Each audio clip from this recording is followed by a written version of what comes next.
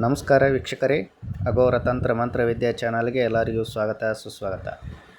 ಇವತ್ತಿನ ವಿಷಯ ಏನು ಅಂದರೆ ಜಿನ್ ಸಾಧನೆ ಬಗ್ಗೆ ಸಂಪೂರ್ಣವಾದ ಒಂದು ಮಾಹಿತಿಯನ್ನು ಕೊಡ್ತೇನೆ. ಇಲ್ಲಿ ತೋರಿಸ್ತಿರುವಂತಹ ಮಂತ್ರವು ಜಿನ್ ಸಾಧನೆಗೆ ಸಂಬಂಧಪಟ್ಟಂತಹ ಶಾಬರ ಮಂತ್ರ ಇದಾಗಿರುತ್ತೆ. ಇದು ಎಷ್ಟೊಂದು ಪವರ್ಫುಲ್ ಮಂತ್ರ ಅಂದರೆ, ನೀವು ಗುರುವಿನ ದೀಕ್ಷೆಯನ್ನು ತೆಗೆದುಕೊಂಡು ಗುರು ಮಾರ್ಗದರ್ಶನದಲ್ಲಿ ನೀವು ಒಂದು ವೇಳೆ ಈ ಒಂದು ಸಾಧನೆಯನ್ನು ಮಾಡಿದ್ದೇ ಆದರೆ ನಿಮಗೆ ಸಂಪೂರ್ಣವಾದಂತಹ ಜಿನ್ ಅನ್ನೋದು ಒಲಿಮೆ ಅನ್ನೋದು ಆಗುತ್ತೆ. ಎಷ್ಟು ದಿನದ ಸಾಧನೆ ಇದು ಇರುತ್ತೆ ಅಂದರೆ 48 ದಿನಗಳ ಕಾಲ ನೀವು ಈ ಸಾಧನೆಯನ್ನು ಮಾಡಬೇಕಾಗತ್ತೆ. ಇದಕ್ಕಾದಂತಹ ಕೆಲವೊಂದು ಪದ್ಧತಿಗಳು, ನಿಯಮಾವಳಿಗಳು ಇರ್ತವೆ. ಆ ಪ್ರಕಾರವಾಗಿ ನೀವು ಸಾಧನೆಯನ್ನು ಮಾಡಬೇಕು. ಆ ಥರ ನೀವು ಮಾಡಿದ್ದೇ ಆದರೆ ಜಿನ್ ಅನ್ನೋದು ಪ್ರತ್ಯಕ್ಷವಾಗಿ ನಿಮ್ಮ ಮುಂದೆ ಬರುತ್ತೆ. ಆ ಒಂದು ಸಮಯದಲ್ಲಿ ನೀವು ವಚನವನ್ನು ತೆಗೆದುಕೊಳ್ಳುವಂತಹ ಒಂದು ಪದ್ಧತಿ, ನಿಯಮಗಳು ಇರ್ತವೆ. ಅವುಗಳನ್ನು ಎಲ್ಲವನ್ನು ಈ ವಿಡಿಯೋದಲ್ಲಿ ಸಂಪೂರ್ಣವಾಗಿ ಹೇಳೋಕ್ಕಾಗಲ್ಲ. ಯಾಕೆಂದರೆ ಕೆಲವೊಂದು ರಹಸ್ಯ ವಿಚಾರಗಳು ಇದ್ದಾವೆ. ಇದರಲ್ಲಿ ಸೂಕ್ಷ್ಮವಾದಂತಹ ವಿಷಯಗಳು ಇರ್ತವೆ, ವಿಚಾರಗಳು ಇರ್ತವೆ. ಆದ ಕಾರಣ ದೀಕ್ಷೆ ಕೊಟ್ಟಾಗ ಮಾತ್ರ ಅಂತಹ ನಿಯಮಗಳನ್ನು ಹೇಳಬೇಕಾಗತ್ತೆ.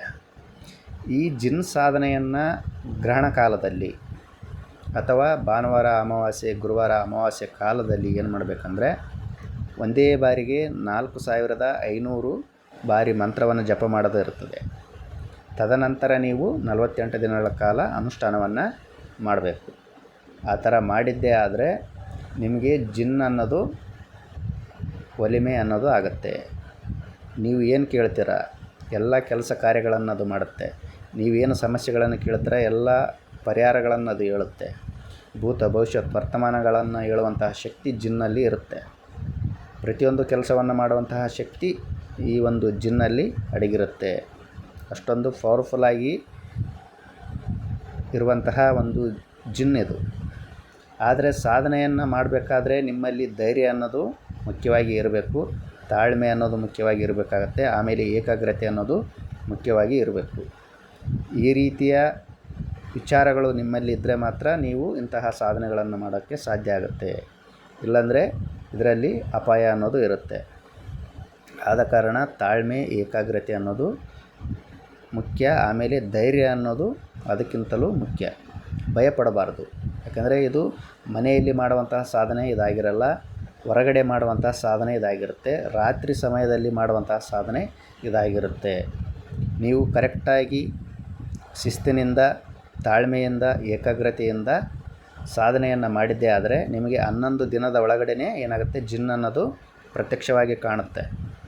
ನಿಮ್ಮಲ್ಲಿ ತಾಳ್ಮೆ, ಏಕಾಗ್ರತೆ ಇಲ್ಲ ಅಂದರೆ 48 ದಿನಗಳ ಕಾಲ ನೀವು ಸಾಧನೆಯನ್ನು ಮಾಡಬೇಕಾಗತ್ತೆ. ಯಾರಿಗಾದರೂ ಈ ಜಿನ್ ಸಾಧನೆಯ ದೀಕ್ಷೆ ನಿಮಗೆ ಬೇಕಾಗಿದ್ದರೆ ನಾನು ಸ್ಕ್ರೀನ್ ಮೇಲೆ ನಂಬರನ್ನು ಕೊಟ್ಟಿರ್ತೇನೆ, ನೀವು ಕರೆಯನ್ನು ಮಾಡ್ಬೋದು. ನಾವು ಈ ದೀಕ್ಷೆಯನ್ನು ಸಹ ಕೊಡ್ತೇವೆ. ಸಂಪೂರ್ಣವಾದ ಮಾಹಿತಿಯನ್ನು, ಸಂಪೂರ್ಣವಾದ ವಿದ್ಯೆಯನ್ನು ಸಹ ನಾವು ಇದರಲ್ಲಿ ಹೇಳಿಕೊಡ್ತೇವೆ. ಯಾರಿಗೆ ಅವಶ್ಯಕತೆ ಇದೆ ಅಂಥವರು ಕರೆಯನ್ನು ಮಾಡಿ.